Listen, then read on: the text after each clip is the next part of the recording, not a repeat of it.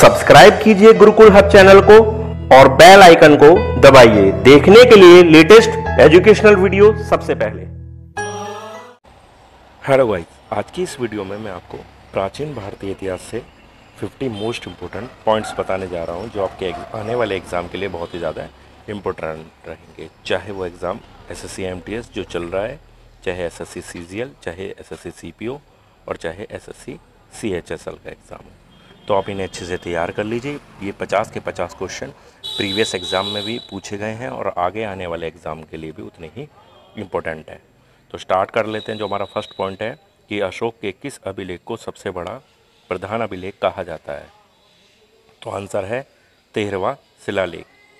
ठीक है। नेक्स्ट है अशोक के 13वें शिलालेख में लेख में किसका वर्णन किया गया है, तो उसमें वर्णन है कलिंग विजय का।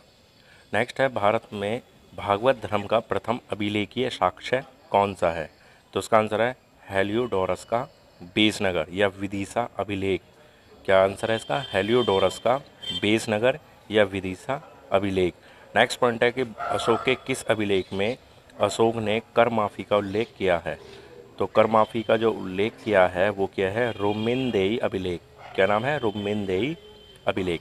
नेक्स्ट है मौर्य वंश के दूसरे शासक बिंदुसार के दरबार में सीरिया के किस शासक का राजदूत डायमेकस भारत आया था, तो सीरिया का के शासक का राजदूत डायमेकस भारत आया था, वो आया था एंटीयोकस के दरबार में। किसके? एंटीयोकस के दरबार में।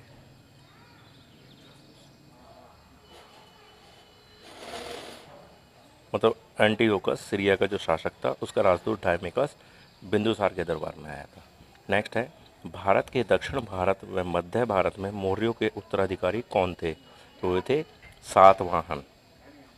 नेक्स्ट है यव और व्रीहि वैदिक काल में किससे संबंधित थे, तो यव और व्रीहि वैदिक काल में जौ तथा चावल से संबंधित थे। नेक्स्ट है कि करिश यानी कि ऋग्वेदिक काल में किस वास्तु से संबंधित था, जो करिश था वो ऋग्वेदिक काल में खाद से संबंधित था। नेक्स्ट है ऋग्वेद का नवा मंडल किस विशेष देवता से संबंधित है, तो उसका आंसर है सोम देवता। नेक्स्ट पॉइंट है किस स्थान पर जैनों अनुयायियों की प्रथम परिषद हुआ करती थी, तो जैनों अनुयायियों की प्रथम परिषद हुआ करती थी पाटलिपुत्र में। नेक्स्ट पॉइंट है कि किन शासकों ने भारत में सबसे बड़े साम्राज्य निर्माण कराया था, तो मौर्यों ने 57 लाख स्क्वायर किलोमीटर में अपने साम्राज्य का निर्माण करवाया था। नेक्स्ट पॉइंट है कि गुप्त कालीन में जारी स्वर्ण के सिक्के गुप्त काल में क्या कहा जाता था, तो गुप्त काल में जो स्वर्ण के सिक्के हुआ करते थे उन्हें दिनार कहा जाता था। नेक्स्ट पॉइंट है कि गुप्त कालीन प्रसिद्ध लेखक विशाख दत्त द्वारा रचित मुद्रा राक्षस नाट्य में किस गुप्तकालीन शासक के समय राज दरबारी षड्यंत्रों का वर्णन किया गया था, तो इसका आंसर है चंद्रगुप्त मौर्य। नेक्स्ट है चंद्रगुप्त द्वितीय के नवरत्नों में से प्रसिद्ध धन्वंतरी किस क्षेत्र के प्रकांड विद्वान थे, तो धन्वंतरी आयुर्वेद शास्त्र के प्रकांड विद्वान थे। नेक्स्ट पॉइंट है कि प्रसिद्ध विदेशी चीनी यात्री फाहियान गुप्त काल में भारत आगमन का उद्देश्य क्या था, तो भारत के संस्थानों के लिए। और नेक्स्ट है किसके प्रसिद्ध लेखक द्वारा हर्षवर्धन का जीवन चरित्र लिखा गया था, तो आंसर है बाणभट्ट। नेक्स्ट पॉइंट है कि संगम काल में माँ और बेली किससे संबंधित है, तो माँ और बेली संबंधित है भूमि और माप से। उत्तर वैदिक काल की मुख्य फसलें कौन सी थी, उत्तर वैदिक काल की मुख्य फसलें हुआ करती थी चावल और गेहूँ। नेक्स्ट पॉइंट है कि किस काल में अग्नि का आविष्कार हुआ था, तो अग्नि का आविष्कार हुआ था पुरापाषाण काल में। नेक्स्ट पॉइंट है कि किस वस्तु द्वारा पुरापाषाण युग में हथियार बनाए जाते थे, हथियार बनाए जाते थे लकड़ी पत्थर तथा हड्डी से। नेक्स्ट है कि भारत में व्यापक से सोने सिक्के सर्वप्रथम किन शासकों द्वारा चलाए गए थे, तो सोने के सिक्के सर्वप्रथम कुषाण शासकों द्वारा चलाए गए थे। नेक्स्ट है कि बौद्ध धर्म में शामिल होने वाली पहली भिक्षुणी कौन थी, पहली भिक्षुणी थी महाप्रजापति गौतमी, जो बुद्ध की मौसी हुआ करती थी। जैन धर्म में शामिल होने वाली पहली भिक्षुणी कौन थी, वो थी चंदना, राजा दधिवाहन की पुत्री। तो दोनों ही इम्पोर्टेंट क्वेश्चन हैं। ठीक है। नेक्स्ट है, किस ग्रंथ को सबसे प्राचीन हिंदू विधि ग्रंथ माना जाता है? तो वो है मनुस्मृति। नेक्स्ट पॉइंट है कि किस गुप्त शासक को शक विजेता के रूप में जाना जाता है? तो उसका आंसर है चंद्रगुप्त द्वितीय। नेक्स्ट पॉइंट है कि रजत सिक्के जारी करने वाला प्रथम गुप्त शासक कौन था? तो वो था चंद्रगुप्त द्वितीय। नेक्स्ट है कि किस समुदाय को गुप्त काल में क्रय रहित भूमि दान की जाती थी? तो क्रय रहित भूमि जो दान की जाती थी वो था ब्राह्मण समुदाय। नेक्स्ट है कि किसने गुप्त वंश के शासकों में सर्वप्रथम सिक्के जारी किए थे? तो उसका आंसर है चंद्रगुप्त प्रथम। नेक्स्ट पॉइंट है कि किस काल में मिट्टी के बर्तन का प्रयोग करना प्रारंभ हुआ था? तो आंसर है नवपाषाण काल।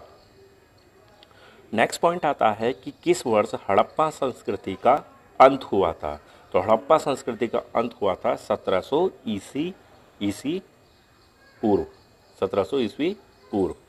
नेक्स्ट है, भारत में प्राचीन नालंदा विश्वविद्यालय की स्थापना किस गुप्त वंश शासक ने कराए थे? तो जो नालंदा विश्वविद्यालय की स्थापना हुई थी कुमार गुप्त के द्वारा। नेक्स्ट पॉइंट है कि किस पाल वंश शासक ने विक्रमशिला स्थापना कराई थी? तो विक्रमशिला विश्वविद्यालय की स्थापना जो कराई थी वो कराई थी धर्मपाल ने।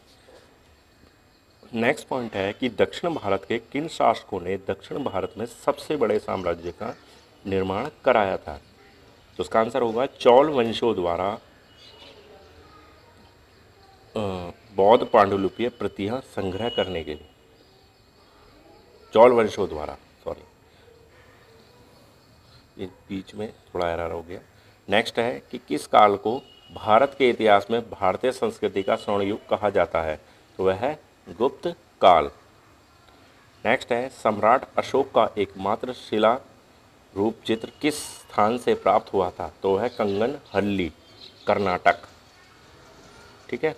नेक्स्ट है, अशोक ने मानसहरा व शाहबाजगढ़ी के लिए किस भाषा व लिपि में लिखे गए थे? तो वो थी अरमाइक भाषा और खरोष्टी लिपि। नेक्स्ट है, अशोक ने किसके लिए बाराबर की पहाड़ी व गुफाएं उत्तीर्ण कराई थी? तो उसका आंसर होगा आजीविकों के लिए। नेक्स्ट पॉइंट है, अशोक ने उपगुप्त से प्रभावित होकर किस धर्म को अपनाया था? तो आंसर है बौद्ध धर्म। नेक्स्ट पॉइंट है, भारत में सर्वप्रथम स्वर्ण सिक्के इंडो ग्रीक शासकों ने भारत के किन क्षेत्रों में चलाए गए थे? तो थे भारत के पश्चिमी क्षेत्र, उत्तर पश्चिमी तथा मध्य भारत के कुछ क्षेत्रों में। नेक्स्ट पॉइंट है कि मौर्य काल पिंड कर किस प्रकार का टैक्स था? तो ये जो टैक्स था वो था 1 ग्राम से संयुक्त रूप से संग्रहित कर। नेक्स्ट पॉइंट आता है 41, कौटिल्य ने अर्थशास्त्र में राज्य के किस सिद्धांत का प्रतिपादन किया था? तो जो सिद्धांत था वो था सप्तांग सिद्धांत। नेक्स्ट पॉइंट है, मैगस्थनीज के आधार पर मौर्य काल में समाज कितने वर्गों में विभाजित किया गया था? तो इसका आंसर होगा 7 वर्गों में। नेक्स्ट है, मैगस्थनीज की किस पुस्तक में मौर्यों के सैन्य एवं नगरीय प्रशासन का विवरण मिलता है? तो मिलता है इंडिका में। नेक्स्ट पॉइंट है कि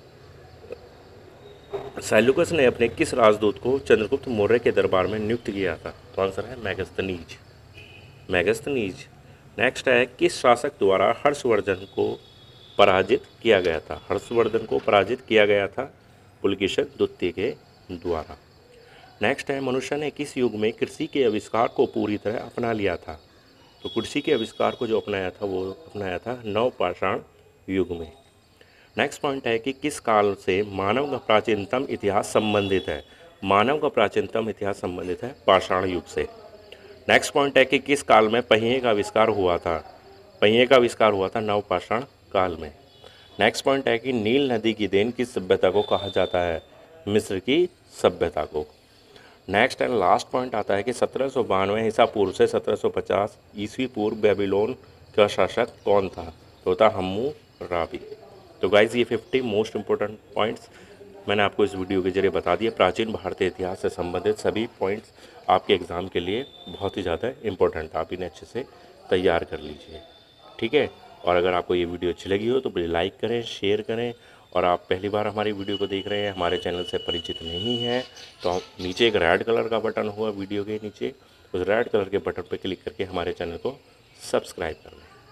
धन्यवाद।